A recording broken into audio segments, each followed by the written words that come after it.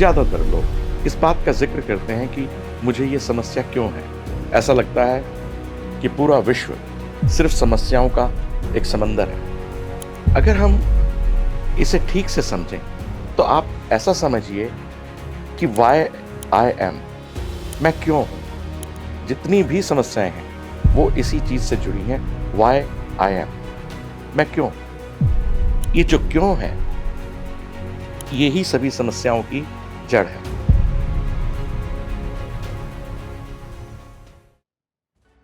बहुत बार, बहुत बार भी नहीं, एक्चुअली ये कहना चाहिए कि अक्सर सब लोग या ज्यादातर लोग इस बात का जिक्र करते हैं कि मुझे ये समस्या क्यों है।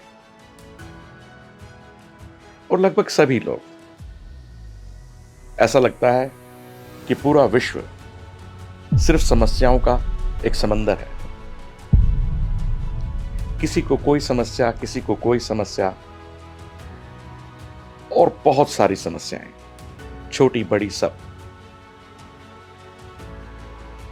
अगर हम इसे ठीक से समझें तो आप ऐसा समझिए कि वाई आई एम, मैं क्यों हूं। उससे जुड़ी जितनी भी समस्याएं हैं या जितनी भी समस्याएं हैं वो इसी चीज से जुड़ी हैं, वाई आई एम, मैं क्यों। क्योंकि हर समस्या का जो जड़ है, हर समस्या जहां से शुरू होती है वो मैं से शुरू होती है। मैं ऐसा क्यों हूं, मैं लंबा क्यों हूं, मैं छोटा क्यों हूं, मैं मोटा क्यों हूं, मैं दुर्बल क्यों हूं, मैं रुग्ण क्यों हूं, मेरी एक टांग क्यों नहीं है, मुझे ये बीमारी क्यों हुई है, मैं ऐसा क्यों सोचता हूं, मैं परीक्षा में क्यों पास नहीं हो पाता। ये जो क्यों है यही सभी समस्याओं की जड़ है। और ये समस्याएं होती कैसे हैं, इसे समझना इसलिए जरूरी है क्योंकि हमें यह समझना है कि मैं क्यों हूं। तो जितनी भी समस्याएं हैं, जो भी क्यों है, वास्तव में क्यों ही समस्या है। जब मन में यह प्रश्न उठे कि ऐसा क्यों, मैं ऐसा क्यों, मैं यहां क्यों, मैं वहां क्यों नहीं, और ये क्यों किसी न किसी समस्या का बुलावा है। मैं गरीब क्यों, मैं अमीर हूं तो सुखी क्यों नहीं। ये सब क्यों और समस्या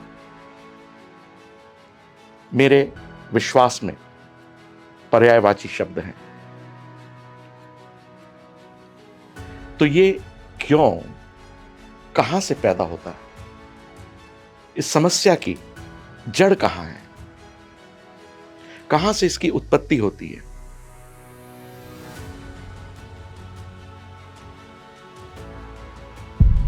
मेरे विचार में इसको इस ढंग से समझें कि आप मानिए कि आपके घर में एक टेलीविजन है या आपके घर में एक रेडियो है। उस रेडियो में या टेलीविजन में डिफरेंट अलग अलग तरह के चैनल्स हैं, जो भी आपने सब्सक्राइब किए हुए हैं या जो उसमें इनबिल्ट हैं वो चैनल्स हैं। और हर प्रकार के चैनल हैं। आप खबरें सुन सकते हैं, आप गीत सुन सकते हैं, आप मेडिटेशन के प्रोग्राम सुन सकते हैं, आप प्रवचन सुन सकते हैं, आप वार्तालाप सुन सकते हैं, आप अच्छी बुरी हर तरह की बात अलग अलग चैनल्स के ऊपर सुन सकते हैं। लेकिन आपका टीवी या आपका रेडियो बंद है तो आप कुछ नहीं सुन पा रहे हैं। लेकिन वो सब चैनल्स, वो सब चीजें जो प्रसारित हो रही हैं वो आपके टीवी या आपके रेडियो के इर्द गिर्द मौजूद हैं। सिर्फ आपने ट्यूनिंग नहीं की है, सिर्फ आपने अपने रेडियो और टेलीविजन को ऑन नहीं किया है। और ऑन करने के बाद आपको जो भी सुनना है आपको जो भी देखना है, आपको उसके साथ फ्रीक्वेंसी मैच करनी होगी, आपको ट्यूनिंग करनी होगी, चैनल सेलेक्ट करना होगा, तो आपका टीवी या आपका रेडियो वो ही प्रसारित करेगा जो उस चैनल पर, जो उस फ्रीक्वेंसी पर आ रहा है। वो पहले से वहां मौजूद है, लेकिन और बहुत सारी वाइब्रेशंस भी हैं और सारी फ्रीक्वेंसीज भी हैं जो प्रसारित हो रही हैं और टीवी और रेडियो के इर्द गिर्द ही मौजूद हैं।